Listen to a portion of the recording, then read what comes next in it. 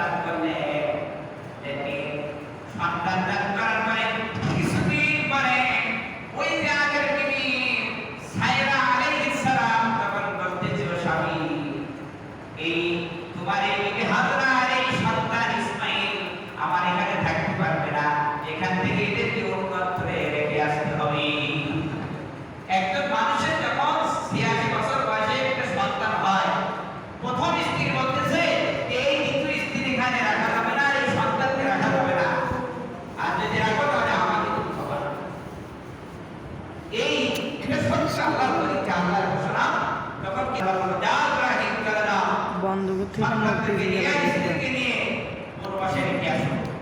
এক সংক্ষেপের মধ্যে হাজরা আলাইহিস সালামকে নিয়ে চলে যাচ্ছে। যেতে যেতে যেতে সেই মক্কা মদিনায় যেখানে হাজী সাহেব এখানে আজকে এভাবে আল্লাহ নবী শানে সেখানে তার ভবনী দিচ্ছে। সেখানে যখন যে পৌঁছালে ফাঁকা ময়দান, সেখানে কোনো কিছুই নাই, গাছপালা কিছুই নাই, ফাঁকা ময়দান, সেখানে বালুর কানা। সে এত উত্তপ্ত জায়গায় নিয়ে যখন রেখে ফিরে আসবে, ঠিক এই মুহূর্তে বিবি হাজরা আলাইহিস সালাম যখন বলতেছে, ও স্বামী, এতদিন এই বাড়িতে একটা সন্তান হলো, আর সেই সন্তানকে এই বনবাসে এখানে ফাঁকা ময়দানে উত্তপ্ত বাড়ির উপরে রেখে যাচ্ছে। এটা কার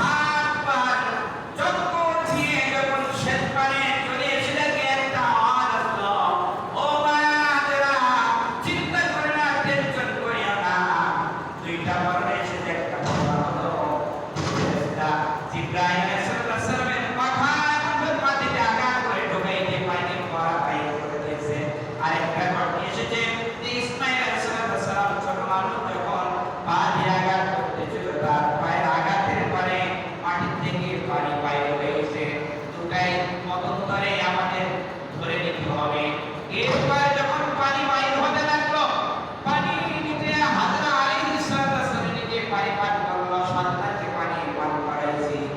আর চতুর্পাশ দিয়ে এমন ভাবে পাথর দিয়ে পানি আটকাতে লাগলো, পানি এমন ভাবে চলে যায়।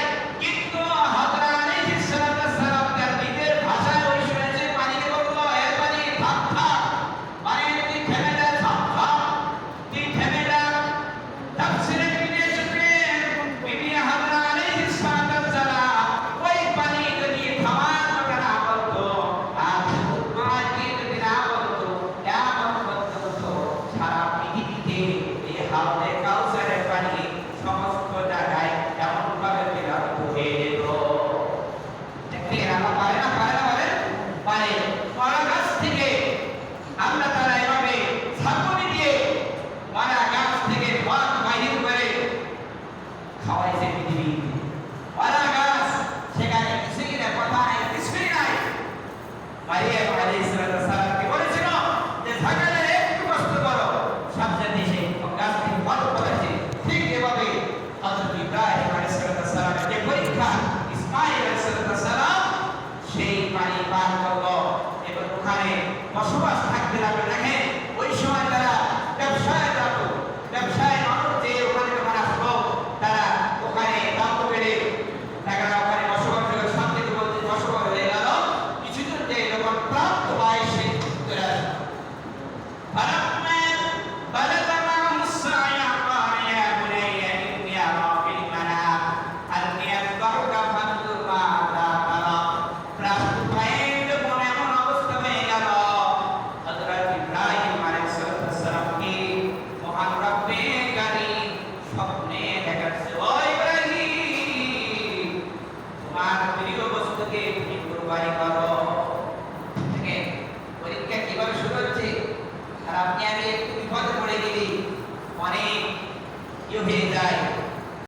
পরীক্ষা শুরু হয়ে গেল, স্বপ্ন দেখবো, স্বপ্ন দেখার পরে তাদের উটের বাগান ছিল, 100 উট কুরবানি করে দিল।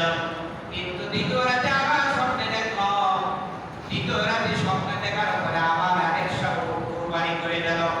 এরপর ভাই না রাতে রাতে বলতো, ও ইব্রাহিম, তোমাকে বারবার স্বপ্ন দেখানো হচ্ছে, তোমার প্রিয় বস্তুকে তুমি কুরবানি করে দাও।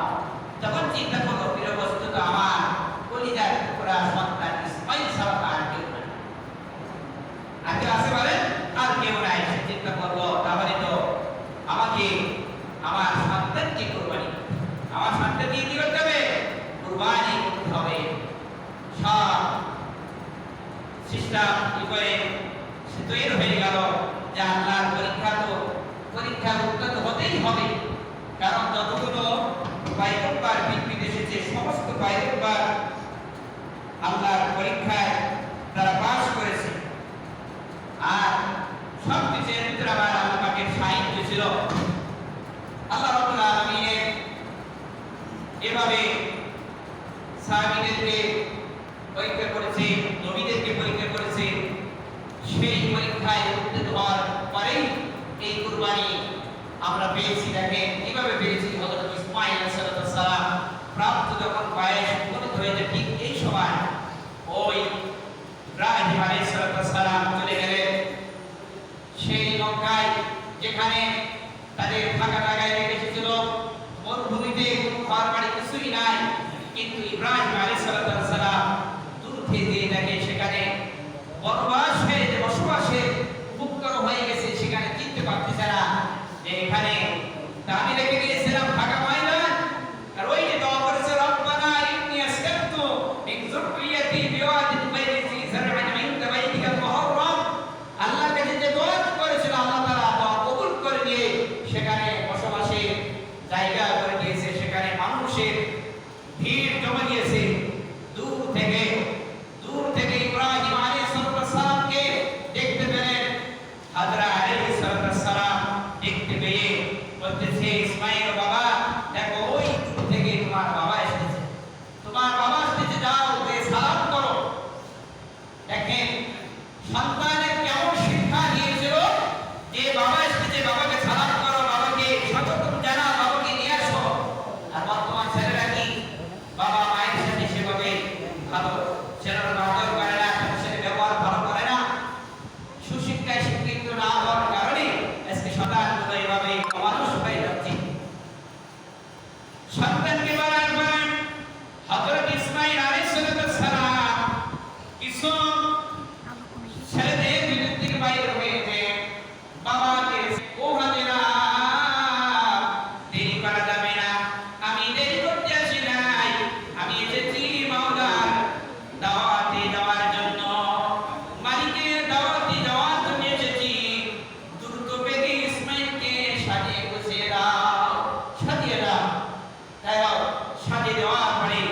ইসমাঈল আলাইহিস সালামকে যখন নিয়ে যাচ্ছে নিয়ে যাওয়ার পথে তখন ইব্রাহিম আলাইহিস সালাম চিন্তা করতেছে যে আমি তো সন্তানের কাছে তো একটু তার সাথে পরামর্শ করার দরকার, তো আমি যে তাকে কোথায় নিয়ে যাচ্ছি তাকে তো বলার দরকার। যখন বলতেছে সন্তানকে ফালাম্মা বালাগা মা'আহু সা'য়া ক্বালা ইয়া বুনাইয়া ইন্নী আরা ফিল মানাম আন্নী আযবাহুকা ফানজুর মাযা তারা ক্বালা ইয়া আবাতি ফা'আল মা তু'মার। সন্তানকে বলতেছে, ও সন্তান ইসমাঈল, আমি স্বপ্নে দেখেছি আমি তোমাকে কুরবানি করতেছি, 3 দিন পর্যন্ত একই স্বপ্ন দেখেছি, তোমার মতামত কি? তোমার মতামত কি? এই কথা বলার পরে দেখেন কেমন সন্তান ছিল, কারণ নবীর সন্তান তো নবী, বাপের বেটা বাবা। তখন এখানে বলতেছে ইনশাআল্লাহ মিনাস সাবিরিন। আব্বা বলতেছে, আব্বা আপনি যে স্বপ্নে দেখেছেন আপনি অতি দ্রুত কার্যকর করেন, ইনশাআল্লাহ আপনি অবশ্যই আমাকে ধৈর্যশীলদের অন্তর্ভুক্ত পাবেন। বলেন সুবহানাল্লাহ। ধৈর্যশীলদের অন্তর্ভুক্ত আপনি আমাকে পাবেন। যদি বলতেন যে আমাকে ধৈর্যশীল পাবেন তাহলে অর্থটা অন্য হয়ে যেতে। এটা হলো যে কিয়ামত পর্যন্ত এভাবে আল্লাহর উম্মতের পরীক্ষা আসবে, আর এই পরীক্ষা আমাদের কি করতে হবে? ধৈর্য ধারণ করে ধৈর্যশীলদের ভিতরে অন্তর্ভুক্ত হতে হবে। এই জন্য ইসমাঈল আলাইহিস সালাম নিজের ব্যক্তিগত কথা বলে নাই, যে ইনশাআল্লাহ মিনাস সাবিরিন, আপনি আমাকে অবশ্যই ধৈর্যশীলদের অন্তর্ভুক্ত পাবেন। আপনার কাজ আপনি যে স্বপ্ন দেখেছেন, কারণ নবীদের স্বপ্ন বিধান দেয় না, নবীদের স্বপ্ন হলো কি? সত্য। নবীদের স্বপ্ন সত্য, আপনি আপনার স্বপ্ন আপনি কার্যকর করেন। দেখেন এর ভিতর দিয়ে শয়তান ধোঁকা দিয়েছিল। শয়তান কি করেছিল? ধোঁকা দিয়েছিল। শয়তান কানে কানে এসে বলতেছে যে ইসমাঈল যাও, তোমাকে কোথায় নিয়ে যাচ্ছে তোমার বাবা নিয়ে যাচ্ছে তোমাকে জবাই করার। তোমাকে কি করতেছে? জবাই করার জন্য নিয়ে যাচ্ছে। ইসমাঈল আলাইহিস সালাম বলেছিল যে কোন বাবা সন্তানকে অন্যায় ভাবে জবাই করতে পারে না। বলতে না, অন্যায় না, মালিকের অর্ডারে তোমাকে জবাই করার জন্য নিয়ে যাচ্ছে। তখন বলতেছে যে মালিকের অর্ডারে যদি হয়ে থাকে তাহলে তো শয়তান। তখন বাবার কাছে বলতেছে যে বাবা আপনা আমার কানে এসে এই শয়তান বলতেছে আমাকে নাকি আপনি কুরবানি করতে নিয়ে যাবেন। তখন দুই বাবা মিলে তাকে পাথর নিক্ষেপ করেছিল। কি করেছিল? পাথর নিক্ষেপ করেছিল। এটা আল্লাহর কাছে এত ভালো লেগে গিয়েছে, আল্লাহ তাআলা এটা কিয়ামত পর্যন্ত এই আইনটা জারি করে দিয়েছে যে কিয়ামত পর্যন্ত যত হাদিসায়রা এখানে যাবে তারা এই শয়তানকে সেই পাথর নিক্ষেপ করবে। বলেন সুবহানাল্লাহ। আর ওই যে কথা বলেছিলাম যে বিবি হাজরা আলাইহিস সালাম যেখানে দৌড়ে দিয়েছিল, যে সাফা এবং মারওয়া পাহাড়ে যখন গোল চক্কর যেখানে দৌড় দিয়েছিল, এটা আমার হাবিবের উম্মতদের জন্য আমি এটা জারি করে দিয়েছি।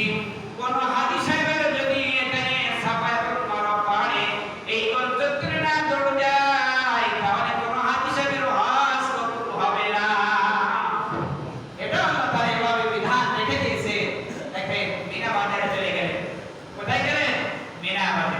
ওয়াকিমনা সালাতি ওয়া নুসুকি ওয়া মাহইয়ায়া ওয়া মামাতি লিল্লাহি রাব্বিল আলামিন। ওয়া মুমিন একজন মুমিন বান্দা এবং মুত্তাকি বান্দা তার নামাজ, তার রোজা, তার কুরবানি, তার জীবন, তার মরণ সব যদি একমাত্র কার জন্য বলে? কার জন্য? আল্লাহ। মিনা বাজারে কুরবানি করার জন্য যখন নিয়ে গেলেন, তখন সন্তান বাবাকে বলতেছে, বাবা আপনি আমাকে অতি দ্রুত কার্যকর করে ফেলান, কারণ যদি কার্যকর না করতে পারেন তাহলে মালিক আমাদের উপরে রাগান্বিত হয়ে যাবে। কি হয়ে যাবে? মালিক আমাদের উপরে অসন্তুষ্ট হয়ে যাবে, রাগান্বিত হয়ে যাবে। দেখে সন্তান বলতেছে সন্তানকে জবাই করবে। একটু চিন্তা করে দেখেছেন যে আপনি আমি আপনার আমার এই অবস্থা যদি হয়ে যেত, একজন যদি 5টা সন্তান থাকে, একজনকে যখন আপনি বলতেন তখন বলতো যে বাবা আমি না আমার অন্য ভাইয়ের কথা, এভাবে বলতো। কিন্তু দেখেন ইসমাঈল আলাইহিস সালাম সে প্রথম বাবাকে কত স্মরণ করেছে, ওই জীবন চলে যায় এই অবস্থায়। আল্লাহ তাআলা এই জন্য দেখাইছে যে এই পৃথিবীতে যে পশুগুলো আমরা কুরবানি করি, পশুগুলো কিনি, এই যারা আমরা কিনে আনি, এই পশুর গায়ে শক্তি আছে না? বলেন, শক্তি আছে না? আল্লাহ তাআলা যদি অনুগত না করে দিতেন, আপনি একটা পশু জবাই করতে পারতেন? বলেন, জিন্দেগির চেষ্টা করলে জবাই করতে পারতেন না।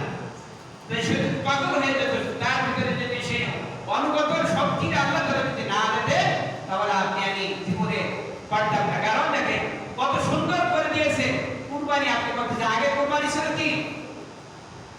আগে কুরবানি ছিল যে কুরবানি করার পরে সেটা আগুনে ধ্বংস করে ফেলাতো, নষ্ট হয়ে যেত, শেষ হয়ে যেত। কিন্তু ইসমাঈল আলাইহিস সালামের কুরবানি থেকে আমরা কি পেলাম? দেখেন, ইসমাঈল আলাইহিস সালামকে যখন যখন আপনার ছুরি চালাচ্ছে, সন্তান বলতে, বাবা আপনার চোখকে বন্ধ করে নেন, না হলে আমার চেহারার ভিতরে যখন আপনার চোখের যে দৃষ্টি যখন পড়বে, তখন আপনি এই পরীক্ষার উত্তীর্ণ হতে পারবেন না। কিন্তু দুইবার, প্রথমবার ছুরি চালানো কাটে না, দ্বিতীয়বার ছুরি চালায় কাটে না, তৃতীয়বার যখন দুইবারের পরে ছুরিটা এখন শিক্ষা মেরে দিয়েছে, দেওয়ার পরে পাথরের পড়ার সাথে পাথর দ্বিখণ্ডিত হয়ে গেছে। অর্থাৎ কি হয়েছে? দ্বিখণ্ডিত হয়েছে। আবার আফসোস করে বলছে, হে ছুরি, তোর শক্তিকে হারিয়ে ফেললি, তুই কেন? আমি এত পরীক্ষায় উত্তীর্ণ হতে পারছি না, আমার সন্তানের সব কিছু বন্ধ হয়ে যাবে। এটা আমার পরীক্ষা, আমি তো কুরবানি এটা চাই না। আমি তো তার মনের যে কুরবানি, মনের যে অন্তরের যে ভালোবাসা, কতটুকু ইসমাইলের প্রতি আর কতটুকু আমার প্রতি, আমি এটাই চাই। দ্বিতীয়বারে যখন ছুরি চালানোর সাথে সাথে আল্লাহ রাব্বুল আলামিন ফেরেশতাকে বলল, ফেরেশতা যা এই মুহূর্তে জান্নাত থেকে একটা কুরবানি ওই ছুরির পারে দিয়ে দে।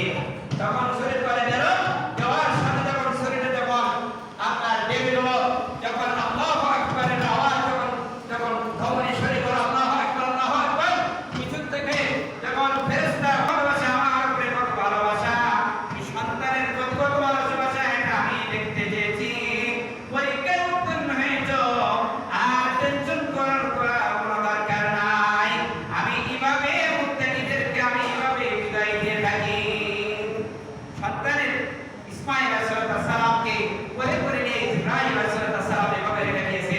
তোমরা আল্লাহ রাব্বুল আলামিন যাও, আর টেনশন করে অতি দ্রুত বাড়িতে চলে যাও। ওই কুরবানির গোশত তুমি নিজে খাও এবং বাড়িতে হাজরা আলাইহিস সালাম যারা আছে তাদের জন্য নিয়ে যাও, এবং আত্মীয়-স্বজন যারা আছে তাদেরকেও বন্টন করে দাও। দেখেন কোথা থেকে এসেছে। আমরা অনেকে কি করি? গরু জবাই করি, বকরি জবাই করে নিজে সব খেয়ে ফেলি, কিন্তু এর ভিতরে যে গরিবের ভাগ আছে, আত্মীয় ভাগ আছে, এটাকে আমরা একটা সিস্টেম করে দেখি। বলেন, দেখেন কোথা থেকে এসেছে। আল্লাহ তাআলা যদি চাইতেন যে ওই কুরবানি করবে, মাঠে দিয়ে ওখানে তো আগুন দিয়ে ধ্বংস করে দিতে পারতেন, থাকবে না? বলেন, তাহলে এটা কিয়ামত পর্যন্ত বিশ্বনবী সাল্লাল্লাহু আলাইহি ওয়াসাল্লামের উম্মতের জন্য একটা যে তৃপ্তি খাবার দিয়েছে। দেখেন, কুরবানি করবে, কুরবানির পর আপনি নিজেও খেতে পারবেন, আপনার আত্মীয়-স্বজন যারা আছে তারা খেতে পারবে, আপনার কাছে গরিব মিসকিন যারা আছে তাদেরও হক আছে, তাদেরকে আপনি খাওয়াতে পারতেছেন। তাহলে একজনের বদৌলতে তিনটা জায়গায় তিনটা পরিবারের হিসাব আপনারা রাখতে পারতেছেন। সবাই বলছে এই জন্য মেহেরবানি করে কুরবানি আরেকটা বিষয় মাসলায় বলা দরকার। কারণ কুরবানি আমরা যারা করব, কুরবানি করার আগে নিয়তকে সহি করতে হবে। ইন্নামা আমালু বিনিয়াত, আপনার নিয়তের ভিতরে সব কিছু হবে। আপনার নিয়ত যদি সঠিক থাকে, আপনি নিয়ত যদি সঠিক না থাকে, তাহলে এই হাজার হাজার টাকা দিয়ে এই গরু কিনে আপনি তো সব কিছু নষ্ট হয়ে যায়। তাহলে কথা বলেন, এই জন্য নিয়তকে সহি করবেন যে আমি তো খেতে পারবো, নিয়ত সহি করে। তাহলে কারণ দেখেন আল্লাহ তাআলা বলেছেন, লা ইয়ানালুল্লাহু লুহুমুহা ওয়ালা দিমাউহা ওয়ালাকিন ইয়ানালুহু তাকওয়া মিনকুম। আল্লাহ তাআলা কুরবানির গোশত, মাংস, হাড্ডি, রক্ত, চামড়া কিছুই চায় না। আল্লাহ তাআলা চায় মনের তাকওয়া। কি চায় বলেন? মনের তাকওয়া। আপনার মনের তাকওয়া যদি ভালো হয়, এটাই কিয়ামতের ময়দানে আল্লাহ তাআলা এই দিয়ে বিচার করবে। কারণ দেখেন বলা হয় হাদিসে যে কুরবানি যারা করে, কুরবানির ওই পশুর রক্ত জমিনে পড়ার আগে ওই বান্দার জীবনের গুনাহ খাতাগুলো আল্লাহ তাআলা মাফ করে দেয়। সুবহানাল্লাহ। এইজন্য কুরবানি করার আগে আমরা কি করব? নিয়ত সহি করে দেব, এবং যে পশুগুলো আমরা কিনবো সেই পশুগুলো যেন একটু দৃষ্টিপুষ্ট হয়। আগে আমি দেখছি, আগে সবাই অধিকাংশ মানুষ সবাই বাড়িতে